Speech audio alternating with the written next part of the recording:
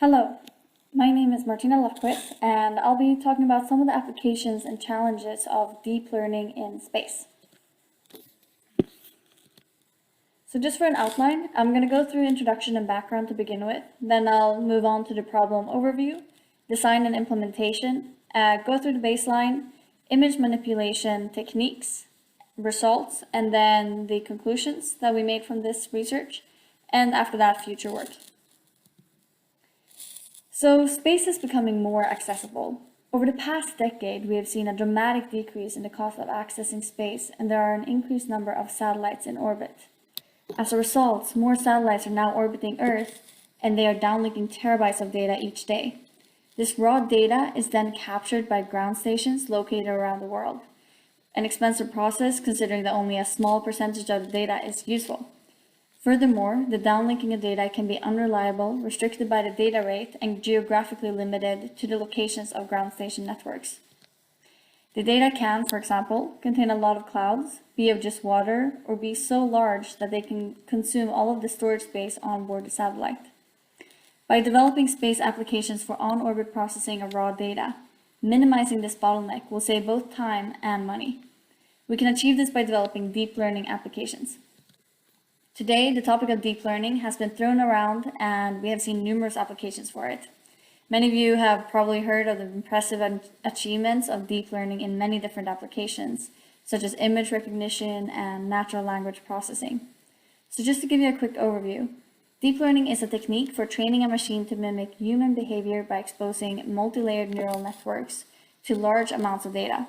And in this way, it has the ability to learn without being explicitly programmed and can therefore usually solve quite complex tasks. Convolutional neural networks is a deep learning algorithm. So the deep neural networks has an input layer, multiple hidden layers, and an output layer, as seen in this image. For image processing, the hidden layers are convolutional. Deep learning applications in space can have many use cases, as I mentioned earlier, such as the ability to self-navigate for collision avoidance or satellite maintenance, surface observation and modeling, automated satellite docking, and asteroid mining. These applications play a vital role for the future of space exploration and offers many opportunities, including image analysis, classification, clustering, and active learning. However, it also comes with a set of challenges.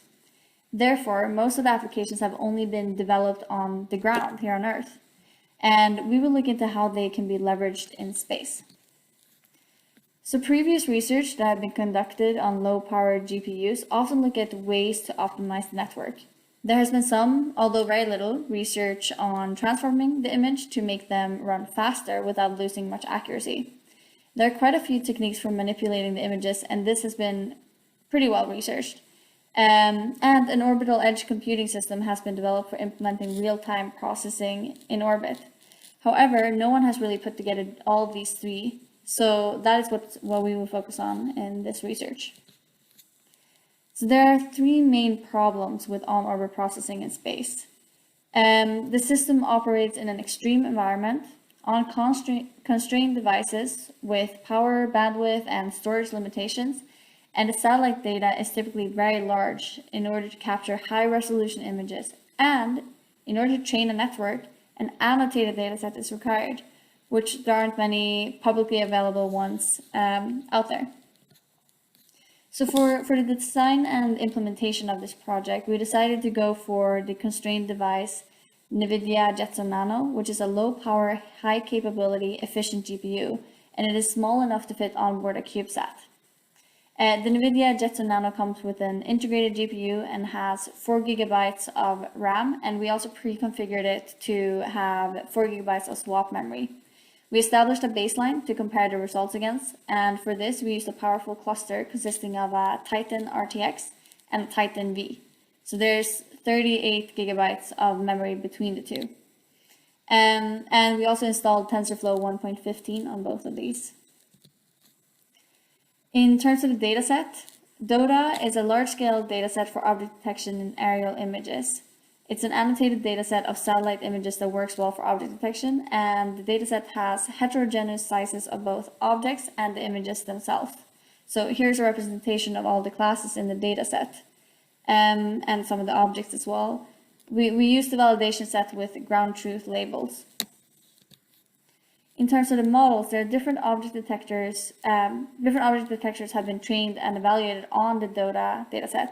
We chose to work with the single-shot detector, SSD, network, and the region-based fully convolutional network, so RFCN, since they are both trained on TensorFlow. I placed the structure here, but there's no need to pay much attention to that. What is good to know is the backbone architecture of SSD is Inception v2, and the backbone architecture of RFCN is ResNet 101. A key difference between the two networks is that RFCN has more hidden layers and will take more time to run images on. However, a disadvantage of SSD is that it generally performs worse on small objects. Our initial results show that about 10% of the dataset is unable to be executed. This isn't a significant amount, however, the processing time of the large images in the dataset is very slow. Instead of testing the whole dataset, in our experiments, we identified the smallest, largest, and largest runnable images from the validation set. In terms of our baseline, we run these 3 images on the cluster and record their inference time. This is then compared to the time it takes to run them on the Jetson Nano. So the SSD model performed better in terms of speed compared to RFCN, as mentioned earlier. The results show that it takes significantly longer time to run them on the Jetson Nano. It's on average 85% slower than running it on the cluster.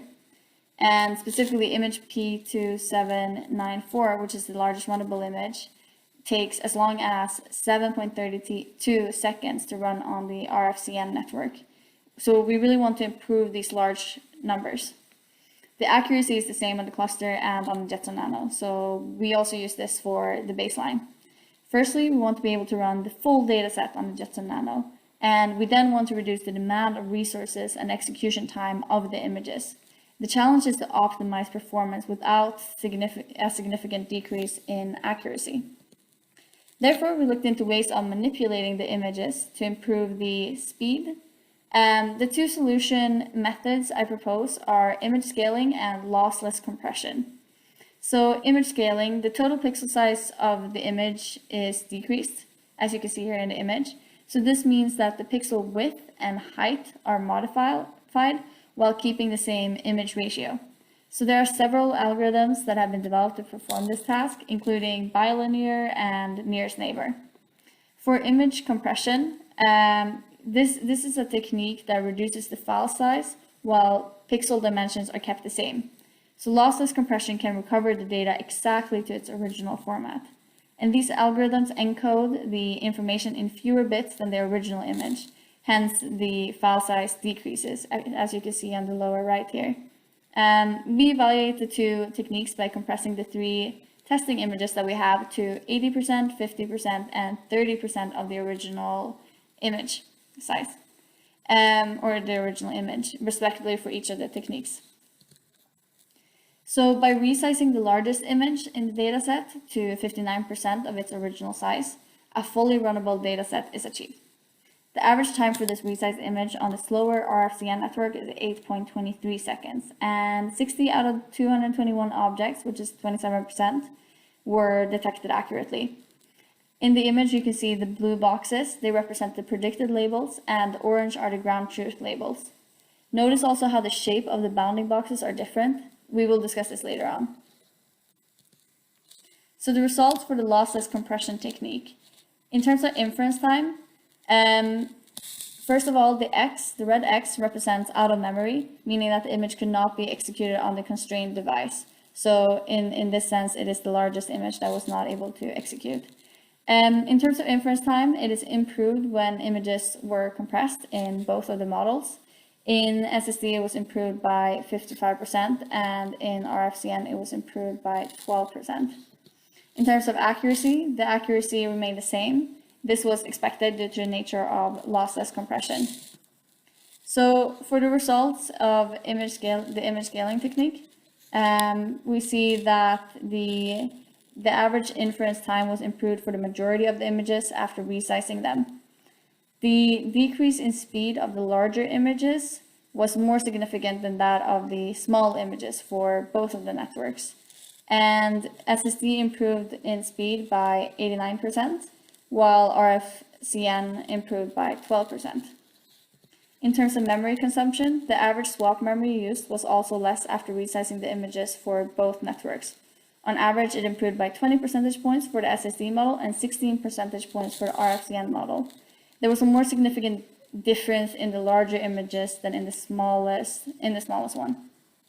In terms of accuracy, accuracy decreased in some cases, while in other cases there was little difference or even improved a bit. Overall, as you can see, there was not that significant of a change to the accuracy, especially not for the larger images. We wanted to test the performance of running the largest image on the models in a squared shape. This is because the models were trained on squared images and the largest image had an arbitrary shape. So more objects were accurately detected in this way, as the bounding box fit the object better. The SSD network does not require a fixed input size, which is important to note. And although cropping all of the images into a squared shape would take away the uniqueness aspect of the data set, but we wanted to test this out still. To conclude, in this research, we investigated the performance of two compression techniques, image scaling and lossless compression, in order to accelerate the development of deep learning applications in space. So we used the annotated dataset DOTA and two pre-trained models, SSD and RFCN, on an NVIDIA Jetson Nano constrained device. From the baseline, we saw that a portion of the dataset was unable to run on the Jetson Nano, and the images that were processed had an inference time that was significantly slower on the Jetson Nano compared to the cluster. So by applying the compression techniques, we were able to run the full dataset, and the inference time was improved without a significant loss in accuracy. The first compression technique, the lossless compression, the speed was 55% faster for SSD and 12% faster for RFCN. Accuracy remained exactly the same. For the image scaling technique, the speed improved 89% faster for SSD, 12% for RFCN. And the memory was reduced the consumption by 18 percentage points. In terms of accuracy, there wasn't any significant change. So this suggests that image scaling might be a more effective technique in terms of inference time for optimizing the speed. However, when taking a look at the accuracy, the lossless compression showed very favorable results since the accuracy remained the exact same.